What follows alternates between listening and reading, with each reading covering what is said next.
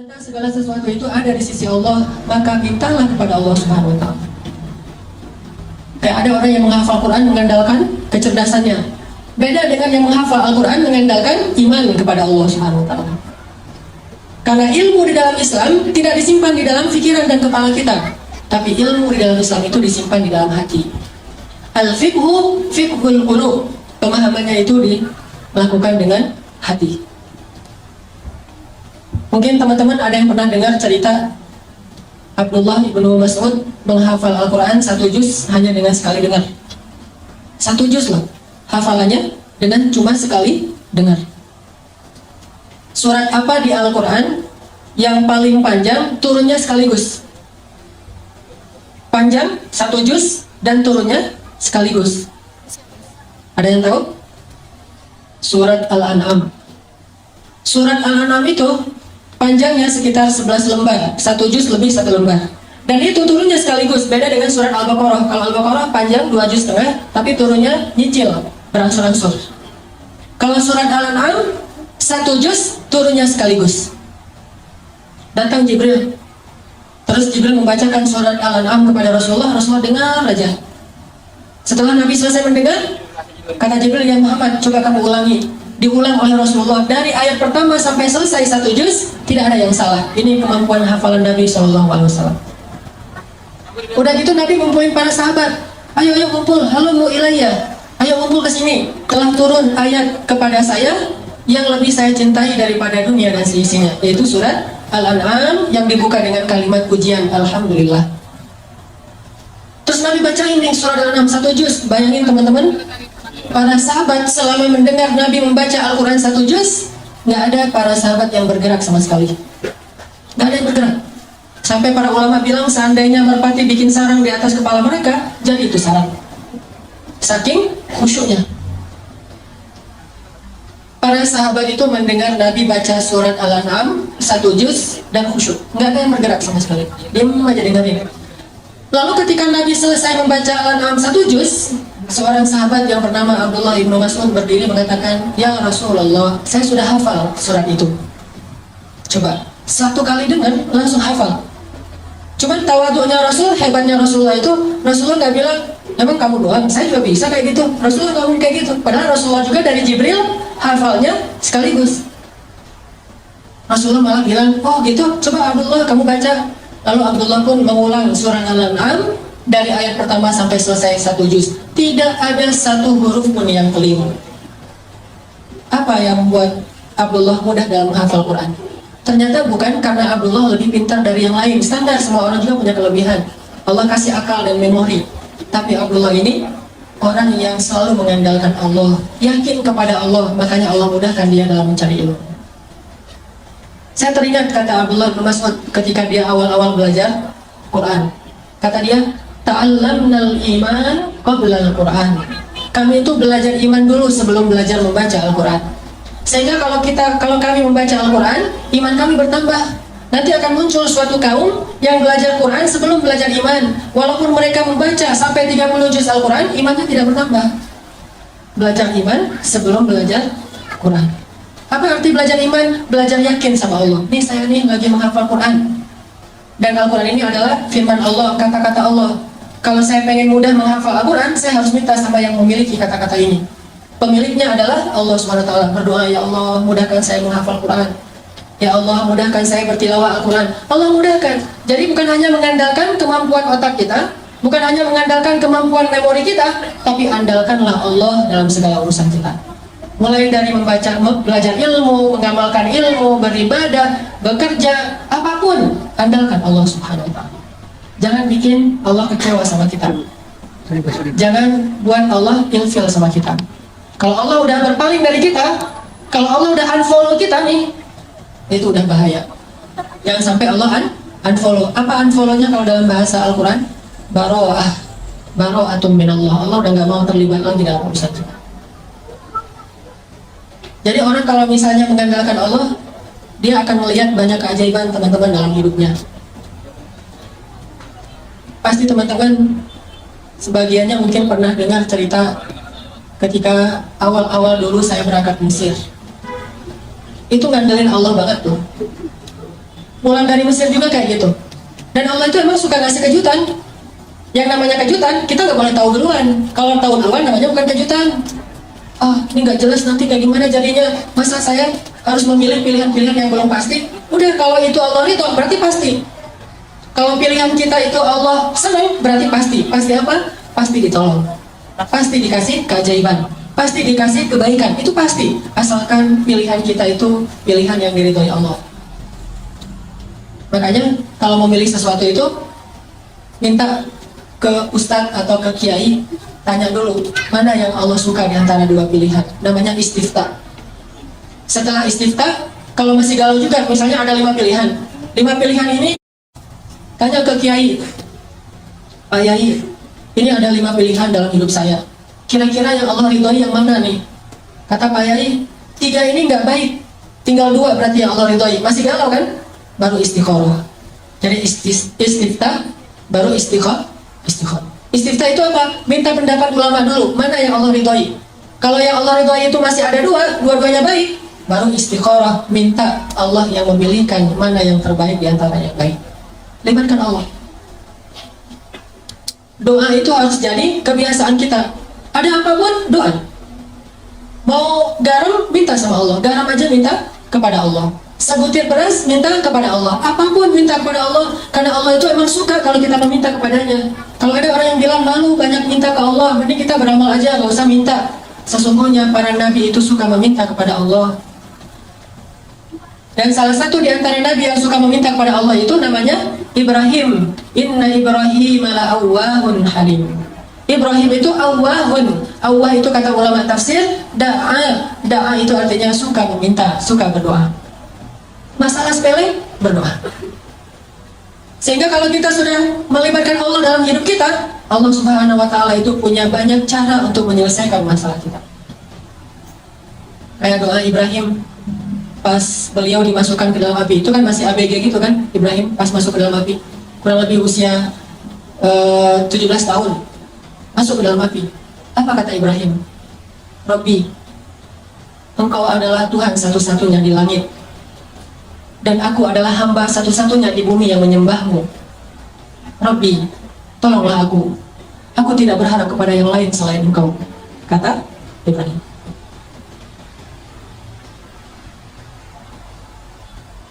Gimana kata Ibrahim? Rabbi, Engkau satu-satunya Tuhan di langit, dan aku satu-satunya hamba yang menyembahmu di bumi. Tolonglah aku tidak meminta kepada selain Engkau. Terus datang malaikat nih. Datang malaikat Jibril, terus Jibril bilang, ya Ibrahim, mintalah apa yang kamu butuhkan, saya akan bantu. Jibril menawarkan bantuannya. Apa kata Ibrahim? Amma ilaika fala. Kalau kepada kamu, tidak. Saya tidak butuh bantuan siapapun selain bantuan pencipta alam semesta. Jadi kalau kita udah ngelibatin Allah utuh, walaupun dalam hidup kita, teman-teman, boleh kita minta bantu ke manusia, tapi hati kita nggak boleh bergantung kepada manusia. Tangan kita boleh berjabat tangan dengan orang lain, bikin akad gitu. Saya terima nikahnya, akad jual beli gitu ya. Boleh kita berakad dengan manusia secara zahir, tangan kita doang nih yang boleh berakad dengan manusia, tapi hati kita nggak boleh berakad dengan manusia. Hati kita berakad dengan Allah. Hati kita yakinnya kepada Allah. Itu yang dikatakan oleh Ibrahim. Ketika Ibrahim di dalam api mau dibakar nih, Ibrahim mengatakan, Rabbi, Engkaulah Tuhan satu-satunya di langit, dan aku hamba satu-satunya di bumi yang menyembahmu pada hari ini. Tolonglah aku. Kemudian Allah berfirman, ya nar, kuni bardan wa salaman ala Ibrahim. Wahai api, jadilah engkau sejuk dan menyelamatkan bagi Ibrahim alaihissalam. Ini kalau kita melibatkan Allah. Kalau ada yang bilang, itu kan para nabi. Ternyata cerita-cerita kayak gini bukan hanya terjadi kepada para nabi, terjadi kepada banyak orang soleh yang bahkan tidak disebut namanya. Terjadi kepada nabi, kepada ayah nabi, kepada ibu nabi, kepada anak nabi, kepada keturunan nabi, atau bahkan kepada pengikut nabi. Semua hamba Allah itu punya peluang yang sama untuk ditolong oleh Allah. Bukan hanya para nabi doang yang dapat pertolongan Allah. Semua ditolong oleh Allah. Atas nama hambanya, pasti Allah menolong. Coba teman-teman perhatikan salah satu kisah di dalam Al-Quran. Kayak gimana Allah itu kalau nolong hambanya itu caranya agak-agak unik dan penuh dengan kejutan. Coba kita perhatiin di dalam surat Al-Qasas, surat 28. Ada punya aplikasi Quran? Coba buka surat Al-Qasas, surat 28 ayat 7.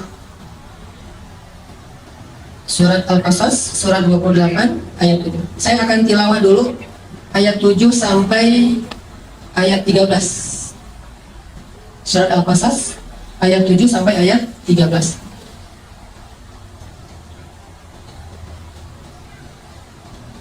A'udzu billahi minasy syaithanir rajim. Bismillahirrahmanirrahim. Wa auhayna ila ummi Musa an ardi'i fa idza khifti 'alayhi falqihi fil yammi wa la takhafi wa la tahzani inna radduhu ilayki wa ja'iluhu minal mursalin faltaqatahu alu fir'auna liyakuna lahum aduwwan wa hazana inna fir'auna wa hamana wa junudahuma kanu khati'in وقالت امرأة فرعون قرة عين لي ولك لا تقتلوه عسى أن ينفعنا أو نتخذه ولدا وهم لا يشعرون وأصبح فؤاد أم موسى فارغا إن كادت لتبدي به لولا أن ربطنا على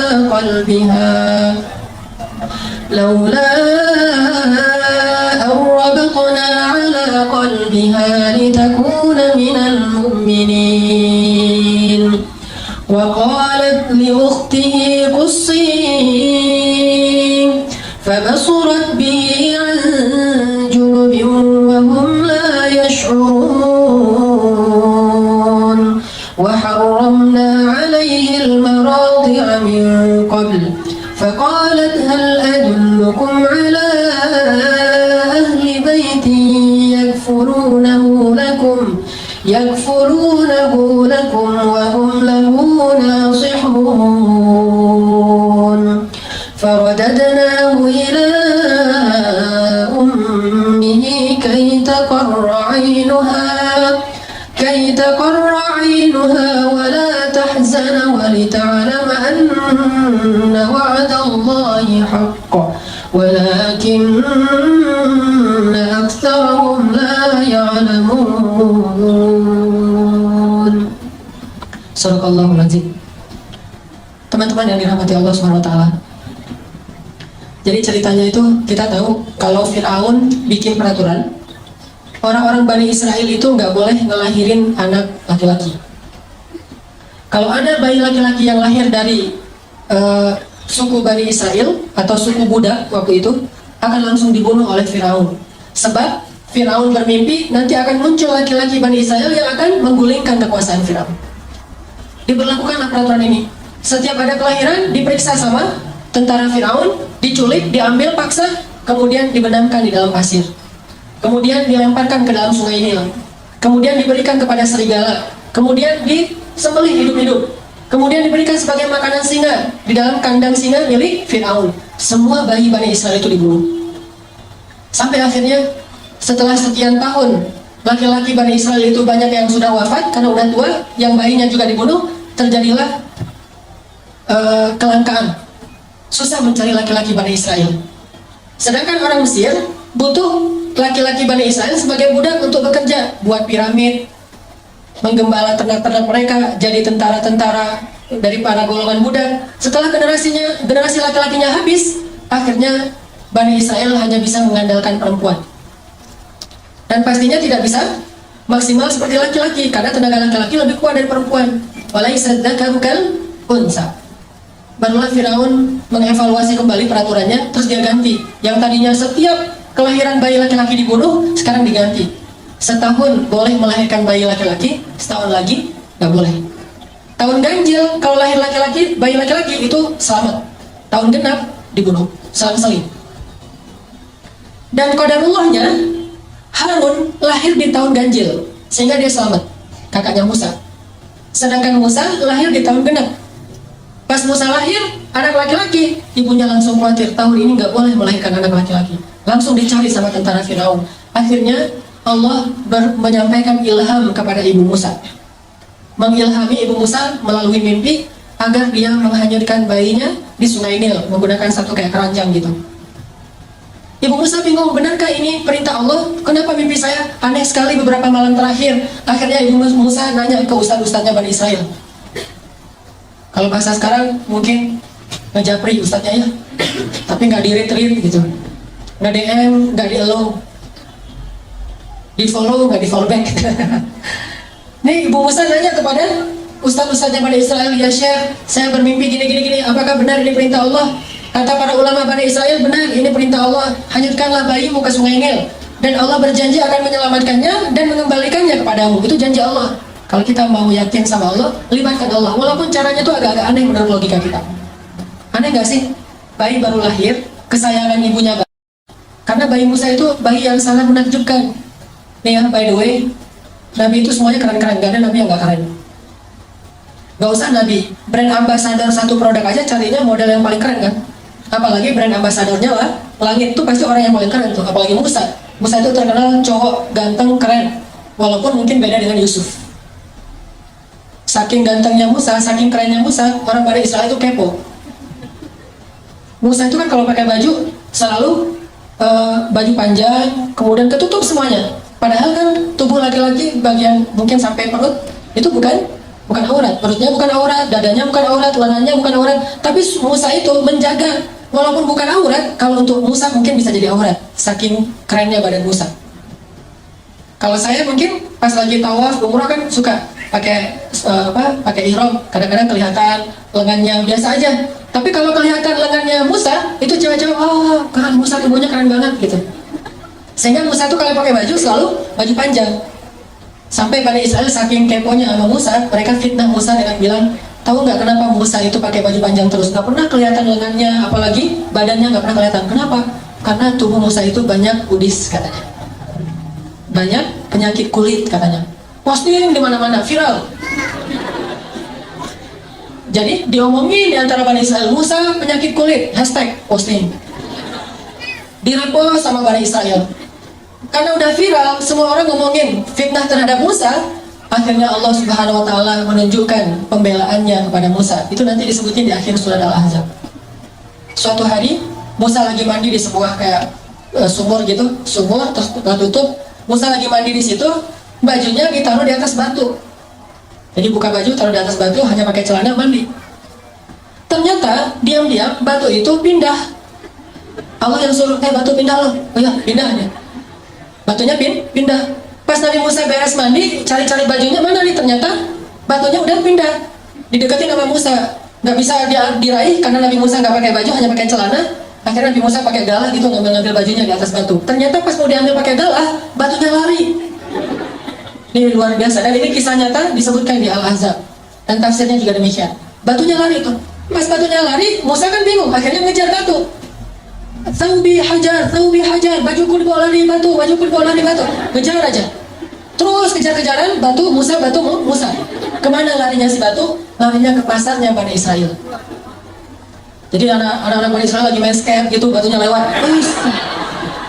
Kirain tadi itu obstacle buat nge-trick sama anak skate. Lagi pada main BMX-nya, lagi bani bang gitu, lagi pengen nge-trick, lewat batu. Ada anak-anak Bani Israel lagi nongkrong gitu, lagi ngopi-ngopi, batu lewat, Musa lewat.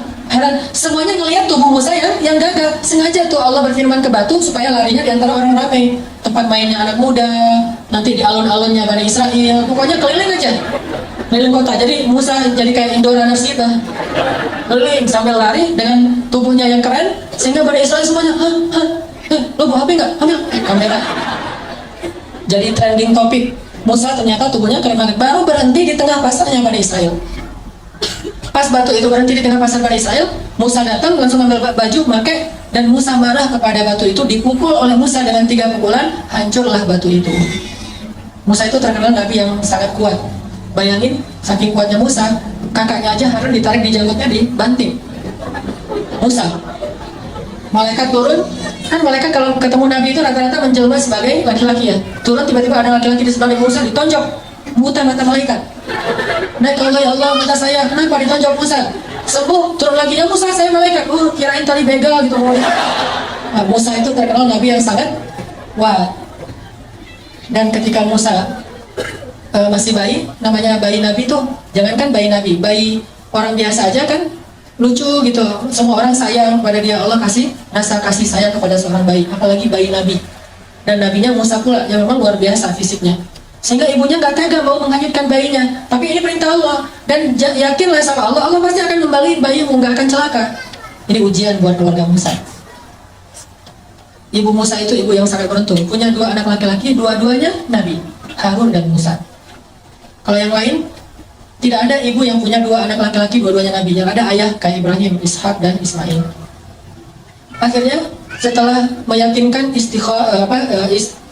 istisyarah, minta pendapat ulama, minta pendapat keluarga, minta pendapat suami, mantap nih hati ibu Musa. Ya udah deh, kalau emang ini cara satu-satunya untuk nyelamatin bayi saya dan ini perintah Allah, saya lakukan karena Allah. Dihanyutkan ke sungai Nil. Pakai keranjang gitu ditutup. Terus pas sudah hanyut, ibu Musa nggak tega. Aduh bayi saya, tapi bawa kemana ini sama arus air, bisa ke Sudan kan? Nil itu membelah 2 negara, Mesir dan Sudan. Jadi lintas negara nih, bisa jadi Musa nanti ketemunya di Sudan. Kayak di kampung saya dulu pas terjadi tsunami di Aceh, kan ada orang yang hanyut sampai ditemukannya di pulau seberang, terus ketemu lagi sama keluarganya setelah 10 tahun. Baru ketemu 2014, jadi 2004 terjadi tsunami, 2014 baru ketemu keluarganya karena dia udah sekolah, kalau nggak salah udah kuliah gitu, udah kuliah ke daerah Aceh Selatan, ketemu sama keluarganya 10 tahun loh, tak kuliah tak SMA gitu pokoknya. Musa bisa aja hanyutnya sampai ke Sudan. Akhirnya ibunya bilang ke mbaknya Musa, Mbak, kusui itu artinya cari tahu gimana kabar adikmu. Akhirnya mbaknya Musa menyusuri sungai Nil. Dan perhatikan teman-teman, Allah punya rencana, dan rencana Allah itu sebaik-baik rencana. Musa itu kan dihanyutkan ke sungai Nil menghindari Firaun kan? Tapi malah ini tabut atau keranjangnya Musa hanyutnya masuk ke sebuah selokan yang mengarahkan dia ke istananya Firaun. Jadi masuk ke sebuah selokan air yang air itu nanti ujung-ujungnya ada di istana Firaun. Dihindarkan dari Firaun, yang malah didatangkan kepada Firaun oleh Allah. Allah punya rencana. Masuk ke selokan itu, hanyut sampai ke pemandian keluarga Firaun. Ditemukan sama dayang-dayangnya Firaun. Pas dibuka, bayi kecil yang luar biasa dikasih kepada istri Firaun. Lalu ketika diberikan kepada istri Firaun langsung jatuh hati kepada bayi Musa. Dan qadarullah, waktu itu istri Firaun belum punya anak, sehingga dia pengen banget punya anak laki-laki. Dipanggil sama istri Firaun ke suaminya, Fir, aku dapat bayi loh gitu. Kan manggilnya Fir, sini loh, aku lagi dapat bayi nih. Bayi yang mana? Pas dilihat sama Firaun itu walaupun dia zalim, jahat, dia itu pintar. Namanya juga keturunan raja kan. Firaun itu julukan raja-raja Mesir. Kalau raja Yaman julukannya Dhu, kayak Dzun Nuwas, Dzulqarnain. Jadi Dhu itu Yaman. Kalau kayak di Mesir itu Firaun.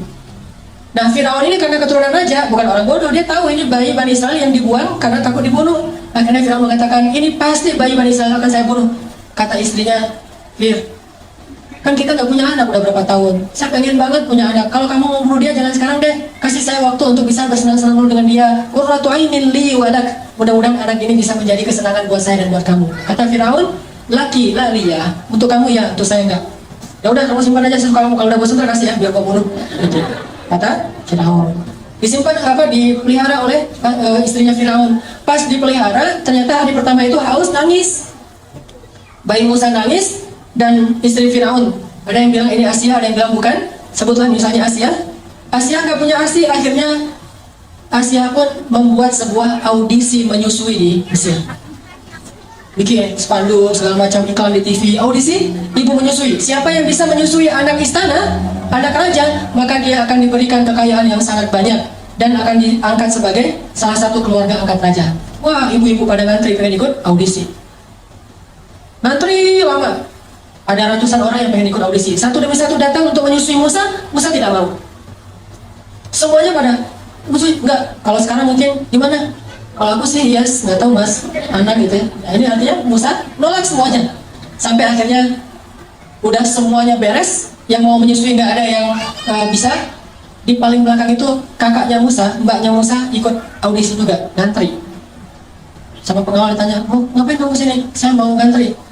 "Ini untuk menyusui." "Ya, saya akan menawarkan kepada keluarga istana, ada satu orang ibu yang bisa menyusui bayi ini." Ya udah, akhirnya dibawalah ibu Musa, dan ketika didekap oleh ibu Musa, maka Musa langsung menyusui kepada ibu kandungnya. Dan sejak saat itu, Asyah mengangkat keluarga Musa sebagai keluarga angkat istana. Tinggal di istana, digaji oleh istana, bahkan bukan hanya ibunya yang tinggal di istana, ayahnya Musa, mbaknya Musa, kakaknya Musa yang Harun, sekeluarga besar itu tinggal di istana semuanya, dan digaji pula oleh istana. Itulah sebaik-baik rencana Allah. Coba teman-teman bayangin, kalau ibu Musa terus ngumpetin bayinya, disembunyikan bayinya dari Firaun, mungkin selama-lamanya hidup mereka dalam pengejaran, dalam keadaan tidak nyaman, susah mencari nafkah, tinggal di hutan belantara. Tapi berhubung pakai cara Allah, akhirnya Allah punya rencana yang paling baik, sampai akhirnya keluarga ini bisa tinggal di dalam istana musuh yang justru mereka hindari selama ini. Suatu malam, Asyah lagi gendong bayi Musa, lucu gitu, ketawa. Kalau kata orang Jawa mungkin ngeplek ya. Jadi Musa bayi itu ketawa sama Asyah, wah digendong-gendong ketawa. Firaun dari jauh melihat aja. Terus Asyah bilang kepada Firaun, "Fir, sini dong, ini bayinya lucu banget loh. Coba kamu gendong sekali aja." Kata Firaun, "Enggak, dia mah bukan bayi saya. Coba aja, siapa tahu kalau kamu udah gendong, kamu jadi senang sama dia." Karena dipaksa-paksa sama Asyah, dan diambil sama Firaun. Pas digendong, Musa yang tadi ketawa-ketawa tiba-tiba langsung cemberut melihat Firaun. Pas lihat Firaun, Musa langsung berubah wajahnya, yang tadi senang sekarang marah. Firaun heran, tanya Asyah, "Ini kenapa nih bayi ini pas ngeliat saya jadi marah kayak gini? Emang ada masalah apa dia sama saya?" Kata Asyah, "Mungkin belum kenal, coba kamu dekap lebih dekat lagi." Didekap lebih dekat lagi, pas udah dekat, maka Musa pun menarik jenggotnya Firaun sekeras mungkin sampai tercabut banyak dari jenggotnya Firaun dan berdarah. Tarik sama Musa. Wah, Musa bayi itu ngelawan Firaun, jenggotnya ditarik. Gimana kalau udah dewasa? Ini kekuatan Musa. Akhirnya pas jenggotnya Firaun ditarik, Firaun emosi, dilempar bayi Musa. Ini benar-benar bayi celaka segala macam, dia ngumpat-ngumpat, dia marah-marah. Didekap oleh Asyah, Asyah nangis karena bayi kesayangannya dilempar oleh suaminya. Kemudian Firaun memutuskan, besok saya akan membunuh bayi ini. Pasti ini nih yang saya dapat dalam mimpi. Dan Asyah sudah tidak bisa mengubah keputusan suaminya untuk membunuh bayi tadi. Akhirnya suatu malam, sepanjang malam Asyah memeluk Musa, nangis, sepanjang malam nangis sama ibunya Musa. Tiba-tiba Allah kasih ide, ilham ke dalam pikirannya Asyah, gimana cara menyelamatkan Musa. Pas paginya, Asyah bilang kepada Firaun, "Suamiku, saya tidak akan menghalangi kamu untuk menghukum bayi ini. Tapi sebelum engkau menghukum dia, beri saya satu kesempatan supaya semakin yakin apakah bayi ini sadar ketika mencabut janggutmu atau tidak sadar. Kalau dia sadar, silakan kamu hukum. Kalau dia tidak sadar, maafkanlah dia. Karena dia hanya bayi, anak kecil yang tidak ngerti apa-apa." Kata Firaun, "Gimana cara membedakan dia sadar dan tidak?" Kata Asyah, "Taruhlah bayi ini di tengah, di sebelahnya ditaruh bara api, di sebelahnya lagi ditaruh roti. Kalau bayi ini sudah bisa berpikir, dia akan memilih roti. Tapi kalau bayi ini namanya juga anak kecil nggak ngerti, dia mungkin akan memilih bara api. Kalau dia memilih roti, maka hukumlah dia. Tapi kalau dia memilih bara api, maafkanlah dia." Ditaruh Musa di tengah. Oh, logis juga nih, kata Firaun. Ya udah dicoba aja deh. Pasti dia akan milih roti, masa api panasnya juga udah menjauh kan? Dia pasti akan ngambil roti atau kayak permen gitu. Ditaruh Musa di tengah. Di sini bara api, di sini makanan. Ternyata Musa bangun dari duduknya, mengambil bara api, dimakan oleh Musa, dan kemudian Musa kesakitan dan menangis. Sejak saat itulah lidah Musa menjadi luka dan menjadi agak cacat. Baru sembuh nanti ketika ketemu lagi Firaun itu berdakwah. Di situ ada doa, "Rabbi shrah li sadri wa yassir li amri wahlul 'uqdatan min lisani yafqahu qawli." Mudahkanlah lisan saya berbicara ya Allah supaya dia paham. Gara-gara apa lisan Nabi Musa itu bermasalah? Gara-gara makan bara api. Pas makan bara api langsung dia muntahin lagi, dia nangis-nangis karena kesakitan, dipeluk oleh Asyah, diberi obat. Dan ketika itu Asyah mengatakan, "Tuh lihat, bayi ini nggak ngerti apa-apa. Masa kalau dia ngerti dia mau makan bara api, makanlah dia wahai suamiku." Akhirnya Firaun mengatakan, "Ya udah, berarti dia memang bayi yang nggak ngerti apa-apa, dimaafin." Selamat Musa. Lihat cara Allah menjaga hambanya. Allah itu punya banyak rencana, Allah itu maha kuasa. Jadi kalau kita ngandelin Allah, selalu ada jalan keluar. Sesulit apapun kondisi kita, kalau kita ngandelin Allah, selalu ada jalan keluar. Hanya kadang-kadang kita nggak sabar menunggu datangnya jalan keluar itu. Padahal jalan keluar Allah itu Allah datangkan melalui jalan kesabaran. Jadi kalau kita pengen dapat pertolongan Allah, jalannya itu adalah sabar. Tunggu sampai datangnya pertolongan Allah. Karena menunggu datangnya pertolongan Allah itu ibadah. Kalau orang sakit menunggu sembuh itu ibadah. Orang yang miskin menunggu dapat rezeki sambil berikhtiar itu ibadah. Jomblo menunggu ada yang datang, terutama yang perempuan nih, nunggu ada yang datang ke rumahnya untuk pintu dan melamar dia, itu adalah ibadah. Tapi pengennya sih ibadahnya jangan lama-lama ya, cepat ada yang datang gitu. Karena pengen beribadah yang lain, bukan hanya ibadah menunggu, tapi ibadah mencintai. Ibadah suami istri. Artinya libatkan Allah dalam hidup kita, libatkan Allah dalam masalah kita, libatkan Allah dalam segala urusan kita. Tidak ada yang kecewa ketika melibatkan Allah dalam urusannya. Saya teringat kisah seorang ibu di Mesir. Ini kisah nyata dan terjadi sekitar 20 tahun yang lalu lah di Mesir. Jadi ada seorang ibu janda dengan satu anak bayi dan tidak ditinggali apa-apa oleh suaminya. Suaminya meninggal dalam keadaan miskin. Dan ibu ini juga keluarga besarnya orang miskin semuanya. Tidak ada yang mampu. Akhirnya setelah dia menjadi janda, dia kerjanya ganti-ganti. Kadang jadi pembantu di rumah orang, kadang di pasar, segala macam pokoknya nggak punya pekerjaan tetap untuk bisa menafkahi bayinya. Baru sekitar sebulan ditinggalkan suaminya, bayinya sakit keras, panas tinggi, panas luar biasa. Terus panas tinggi mau dibawa ke rumah sakit, nggak punya biaya, beli obat aja nggak ada duit, makan aja belum hari itu. Hanya dikasih minum air putih, dikompres, kasih minum air putih, dikompres, sambil menangis. Bayinya terus menangis panjang hari, sampai malam hari bayinya berhenti menangis karena sudah lelah. Capek seharian nangis, akhirnya ketiduran. Bayinya tidur.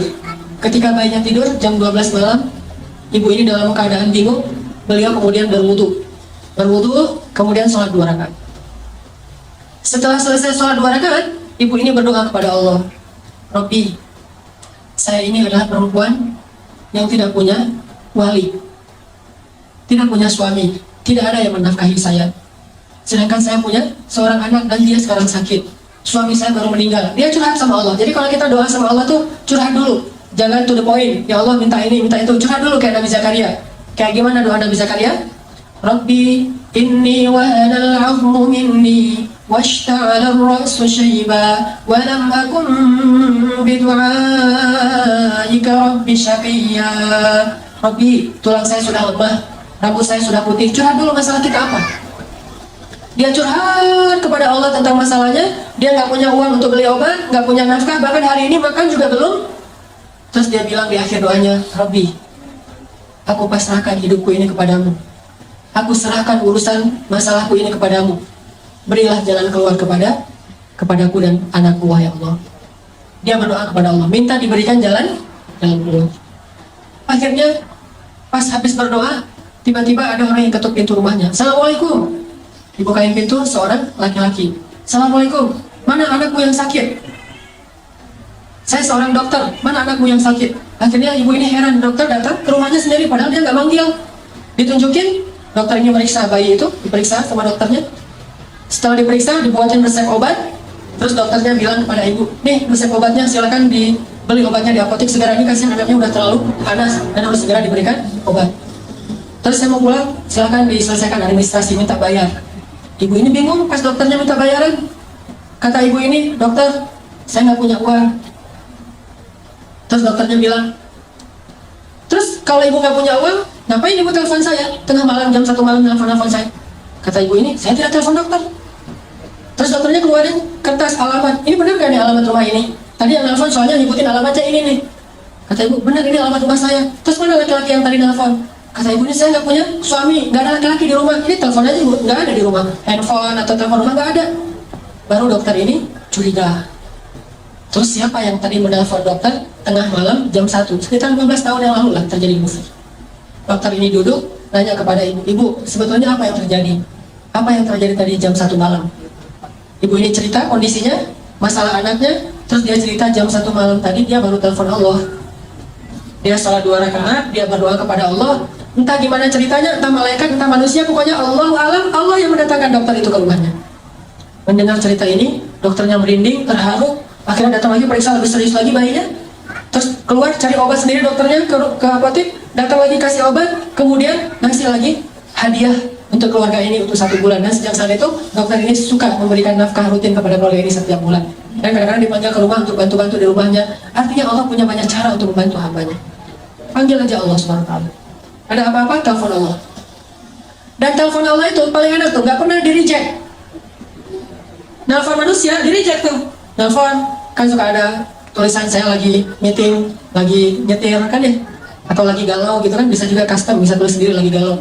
Itu kalau nelfon manusia. Kalau nelfon Allah nggak pernah, Allah nggak reject telepon hambanya. Uji budak watadda idadaan, saya pasti akan ngangkat telepon orang yang nelfon saya. Kalau kita ada logika dengan telepon, pasti Allah angkat. Sesibuk apapun Allah, kulla yaumin huwa fi sya'n. Setiap hari itu Allah sibuk, tapi Allah nggak pernah disibukkan. Sibuk ya, tapi disibukkan nggak. Allah punya banyak urusan ya, tetapi tidak pernah kewalahan. Telepon Allah. Dan telepon Allah itu nggak perlu hafal nomornya. Aduh, nomor telepon Allah berapa ya? Belum bisa misalnya. Nggak perlu, tinggal bilang Allah, langsung ke connect ke langit. Nomor telepon Allah itu cuma bilang Allah aja. Robbi, ilahi, bebas, nomornya banyak. Dan semuanya aktif, nggak ada nomor itu sudah tidak aktif, sudah apa misalnya, nggak ada. Allah pasti mengangkat telepon kita. Dan menelpon Allah itu nggak ngabis-ngabisin kuota, nggak ngabis-ngabisin pulsa, sama sekali gratis, nggak makan pulsa, nggak ngabisin kuota, nggak perlu hafal nomor, nggak ada yang misalnya lagi telepon dengan yang lain, jadi kita nunggu dulu ngantri, nggak. Telepon Allah itu paling mudah ketimbang nelpon manusia. Ada masalah tinggal bilang ya Allah, Allah langsung mengatakan abdi, alakah aja, wahai hambaku, apa kebutuhanmu?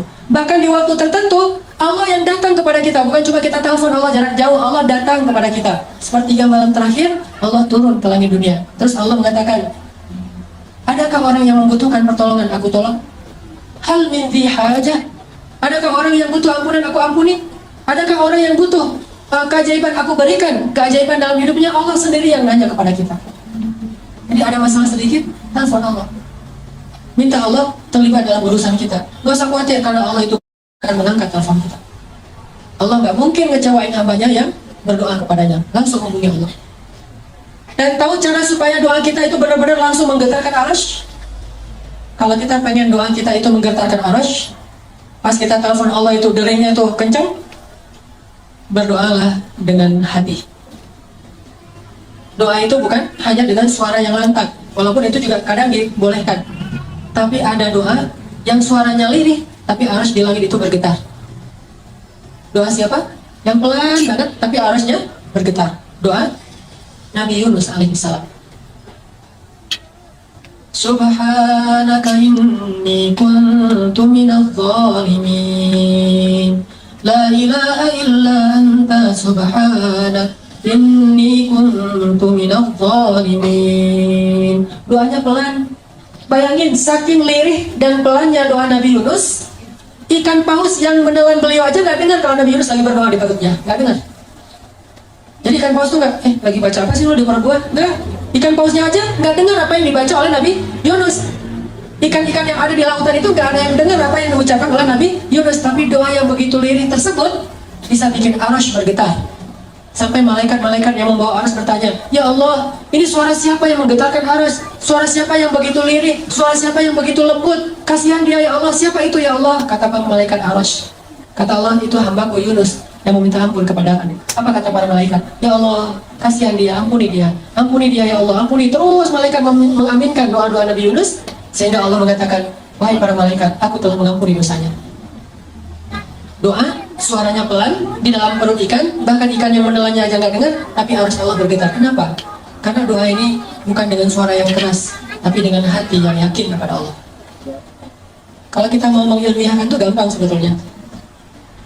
Saya pernah nonton di Nat Geo yang animal, itu hewan, terutama dalam waktu tayangan itu lagi ngomongin tentang gajah. Gajah itu, teman-teman, kalau manggil temannya yang jauh, itu manggilnya pakai suara frekuensi rendah namanya. Suara frekuensi rendah. Apa arti suara frekuensi rendah? Orang nggak bisa dengar suara itu.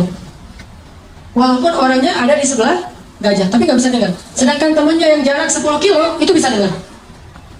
Itu ilmiah banget. Dan itu terjadi dalam kehidupan kita. Gajah itu, Kalau lagi manggil temennya itu gak ada suara. Kalau dia bersuara kencang itu bukan lagi manggil yang jauh, lagi manggil yang dekat, lagi guyon gitu.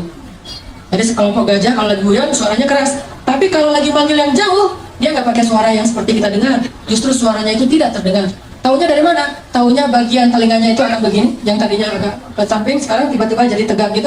Terus bagian pipinya yang dekat telinga itu kembang kempis. Berarti dia lagi mengeluarkan suara frekuensi rendah. Jarak 10 sampai 15 kilo kedengaran suara itu oleh gajah yang lain. Kapan dia memanggil temannya? Kalau lagi banyak makanan. Misalnya nih gajah lagi ada di kebun tebu. Wah, tebunya banyak banget nih, gua nggak bakalan habis makan sendiri. Ah, manggil temen ah. Sini banyak tebu gitu. Di mention ke temannya. Pas teman-temannya mendengar ada banyak tebu, terus di mana? Oh udah, lo kirim aja Sherlock gitu, dikirim Sherlock apa? Gajah. Jadi suara itu bukan hanya memberitahu, tapi juga ada sinyal share location, di mana temannya itu bisa langsung pakai Waze. Jadi pakai Waze atau pakai Maps gitu, Google Maps, terus langsung nemu, nggak akan kesasar, nggak akan mungkin salah jalan. Habis lampu merah, belok kanan, belok kiri gitu-gitu, turn right, turn left gitu-gitu deh. Dan itu terjadi dalam kehidupan kita. Suara yang nggak bisa didengar oleh orang di sebelah ternyata bisa didengar dari jarak 10 kilo. Itulah suara yang frekuensi rendah. Dalam doa kepada Allah kadang itu berlaku loh. Doanya tuh pakai frekuensi rendah. Bahasa surat Maryam frekuensi rendah itu nidaan khafiyya, suara yang rendah, suara yang lembut. Dzikru rahmati rabbika 'abdahu Zakaria idh nada rabbahu nidaan khafiyya. Di ayat ketiga surat Maryam. Nidaan khafiyya, suara yang lembut, suara yang rendah. Tapi suara yang lembut ini menggetarkan aras yang jaraknya entah berapa miliar tahun cahaya. Jadi kalau kita mau telepon Allah, telepon pakai hati yang yakin. Ilahi, Rabbi, suaranya gitu doang. Bahkan mungkin teman di sebelah nggak ngerti apa yang kita omongin. Tapi Allah sami'ud du'a. Allah itu sangat bisa mendengar apa yang kita ucapkan. Minta sama Allah, sel, tu'toh. Minta pasti dikasih. Itu kalimat janji Allah tuh, sel, tu'toh. Kamu minta pasti dikasih. Gak usah khawatir. Nah lagi kisah di zaman Harun al-Rashid, seorang ulama dan seorang ahli ibadah yang difitnah. Dia difitnah berzina, sehingga sebelum dia disidang dan diputuskan akan dicambuk, maka dia dipenjara dulu. Pas dia dimasukin ke penjara, digembok penjaranya, ada pengawalnya, dia di dalam. Suatu saat habis dia di penjara, Khalifah Harun al-Rashid pergi ke masjid, sholat. Pas sampai di masjid, Harun al-Rashid melihat orang yang tadi di penjara itu sudah ada di dalam masjid, lagi sholat sunnah. Al-Rashid bingung nih, kayak mirip tadi, kayak pernah ketemu orang ini di mana ya? Oh, ini yang tadi di penjara nih, kenapa ada di sini? Siapa yang lepasin dia? Setelah selesai sholat, orangnya udah nggak ada, balik ke penjara, melihat dia di dalam penjara. Harun al-Rashid bertanya kepada pengawal, apakah kalian membukakan pintu sehingga dia bisa sholat ke masjid? Kata pengawal, tidak. Dan dari tadi juga dia di dalam. Harun al-Rashid bingung, besok ke masjid lagi, dia ada di masjid juga. Balik ke penjara, dia di dalam penjara, dia orang bisa hilang gitu. Akhirnya Harun al-Rashid mengganti cara menghukum dia, tidak lagi di penjara, tapi diasingkan. Ditaruh di tengah padang pasir atau di pulau mana gitu, ditaruh di sebuah pulau atau di tengah padang pasir, pokoknya diasingkan aja. Setelah diasingkan, para pengawal ini kemudian pulang. Ketika pengawal ini pulang sampai di gerbang kota mereka menemukan dia sudah ada duluan di gerbang kota, padahal tadi ditinggal di tengah padang pasir. Dia udah ada di dalam gerbang kota. Terus pas Harun al-Rashid ke masjid, dia udah ada duluan di dalam masjid. Sampai akhirnya Harun al-Rashid curiga, ini orang luar biasa, orang soleh nih, tapi kenapa dia dibilang berzina? Dipanggil oleh Harun al-Rashid, ya fulan, siapa kamu? Kenapa kamu bisa ada di mana-mana gitu? Dia mengatakan, saya itu difitnah, saya tidak berzina. Kayak Yusuf pernah difitnah. Dan ketika Tuhan memenjarakan saya, berarti Tuhan telah menjauhkan saya dari rumah Allah Subhanahu wa Ta'ala. Lalu saya berdoa, ya Allah, saya rela jika saya difitnah, tapi jangan biarkan saya jauh dari rumah-Mu ya Allah. Beri saya kesempatan untuk tetap sholat di masjid-Mu.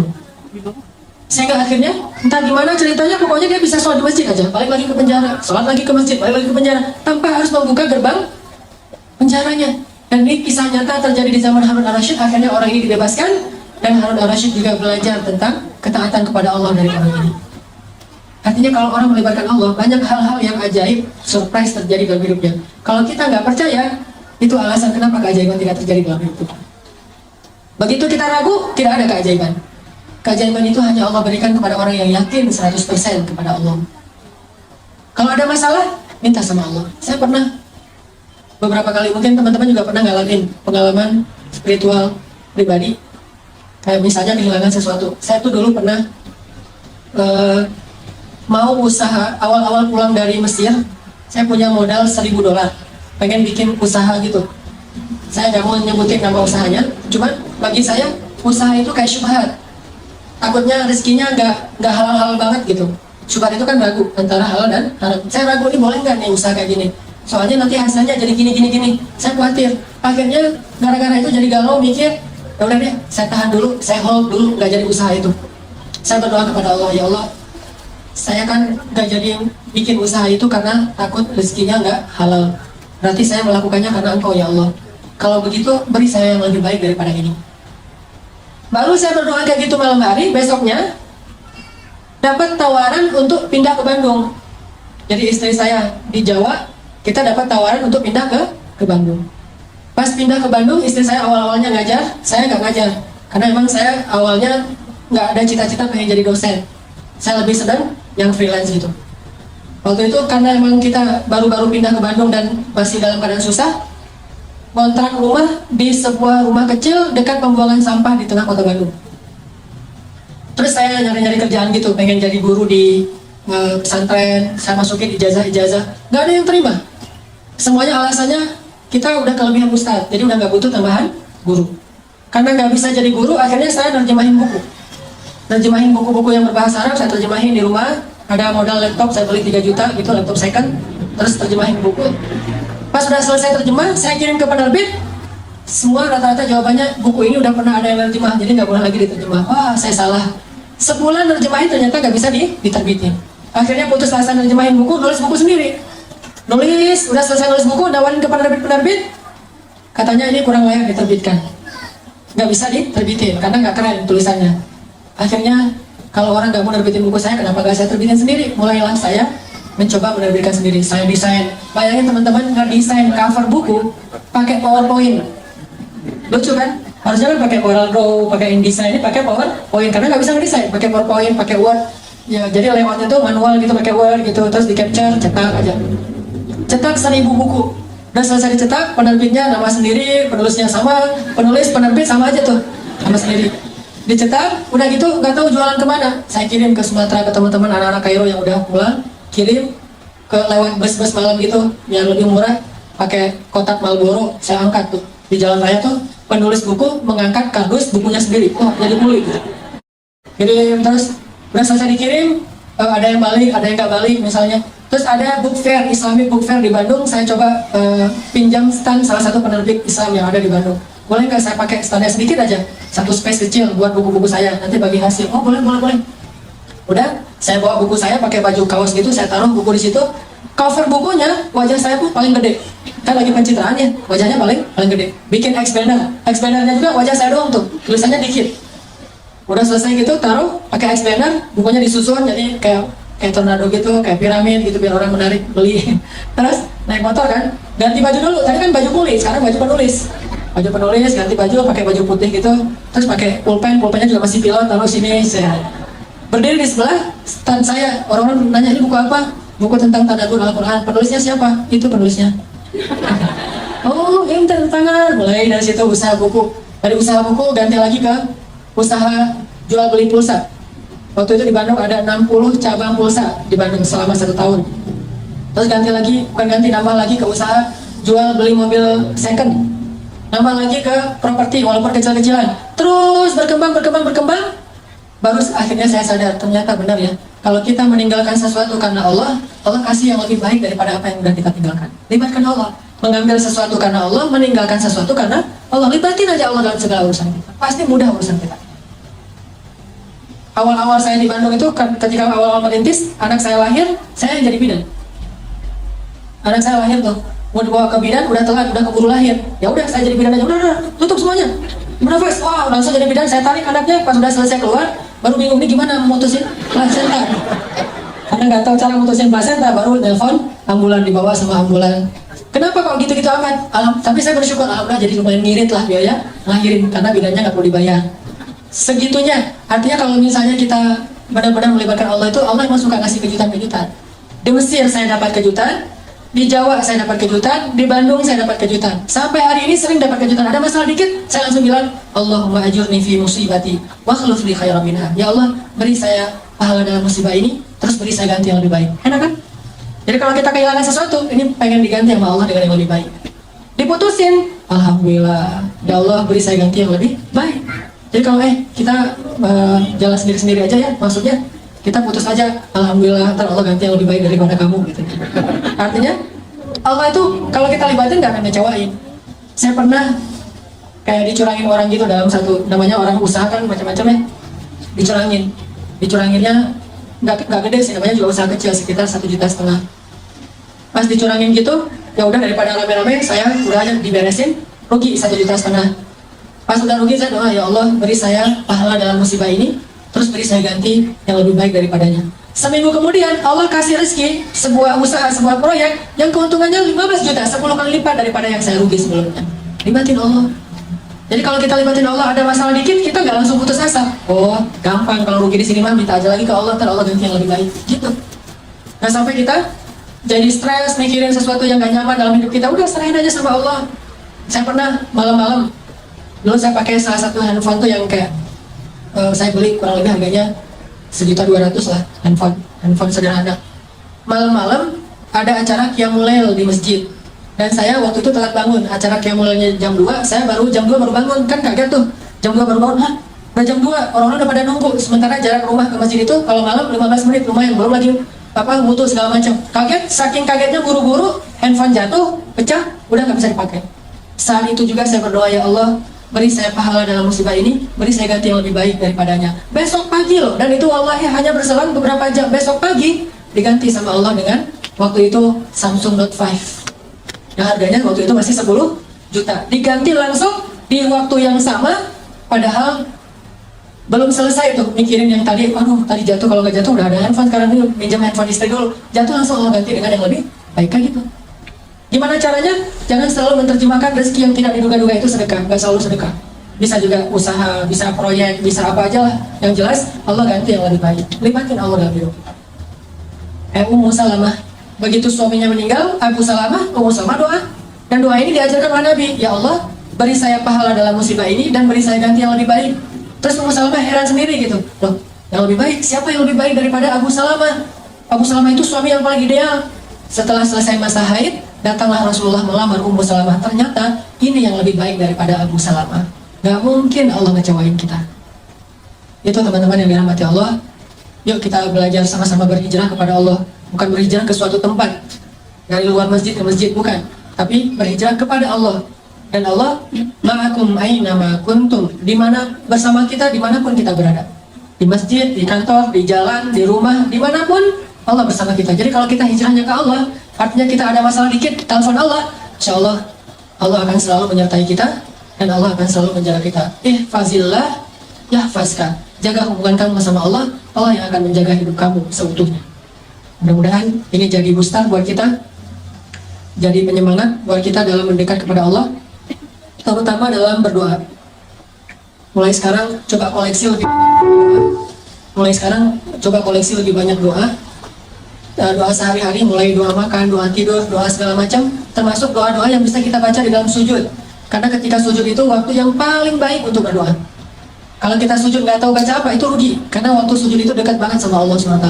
Jadi perbanyak aktsiru minad doa, perbanyak doa ketika kita sujud. Mudah-mudahan ini bermanfaat. Barakallahu walakum. Langsung dilanjutkan dengan muhasabah. Ya, kita muhasabah bersama-sama, berdoa kepada Allah SWT.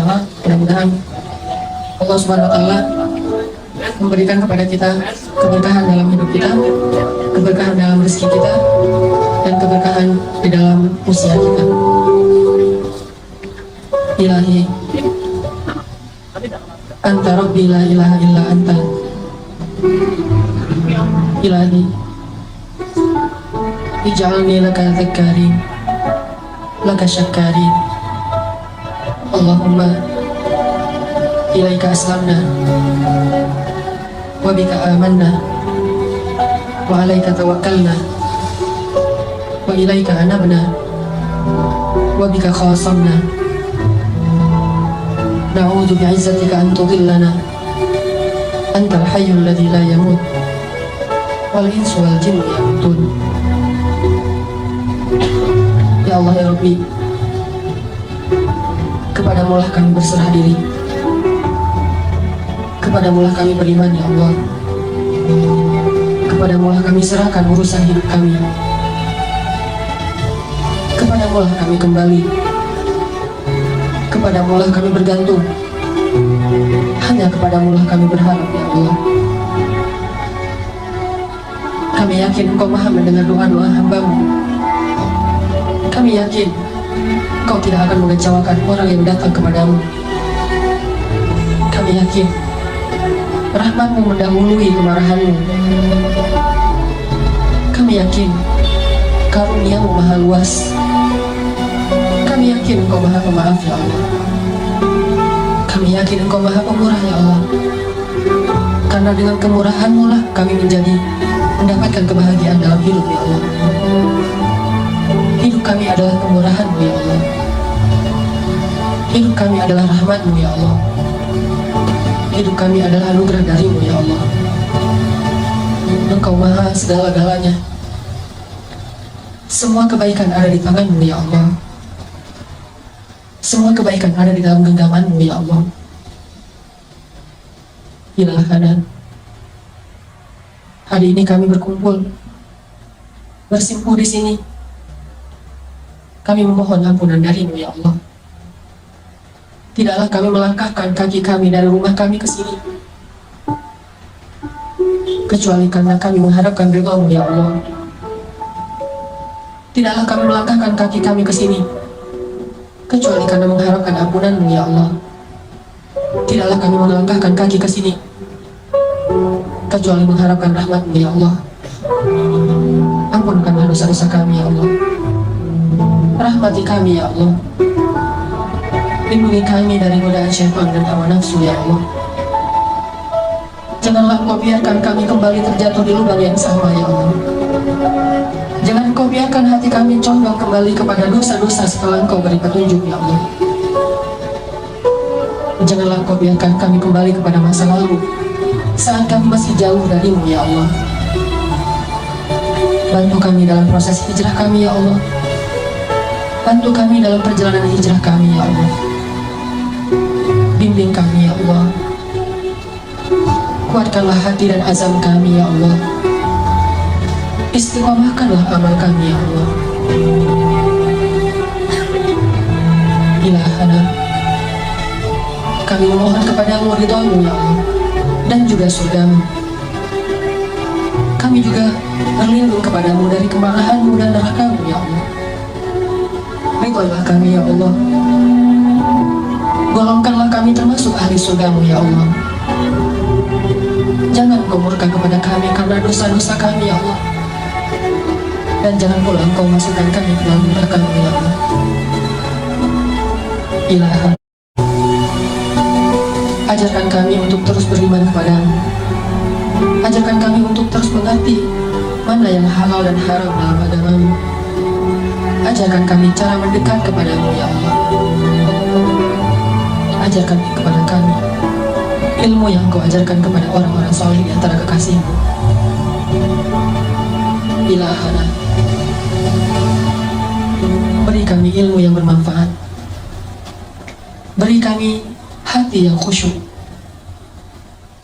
Beri kami mata yang mampu menangis karena takut kepadamu. Beri kami lisan yang mampu bertutur kata dengan zikrullah, zikir kepadamu. Beri kami telinga yang senang mendengar ayat-ayat-Mu. Beri kami hati yang selalu yakin kepadamu. Tambahkanlah iman kami ya Allah. Tambahkanlah iman di dalam hati kami ya Allah. Setiap harinya, setiap kali kami duduk di dalam majelis ilmu agama-Mu ya Allah. Rabbana atina fid dunya hasanah wa fil akhirati hasanah wa qina adzabannar.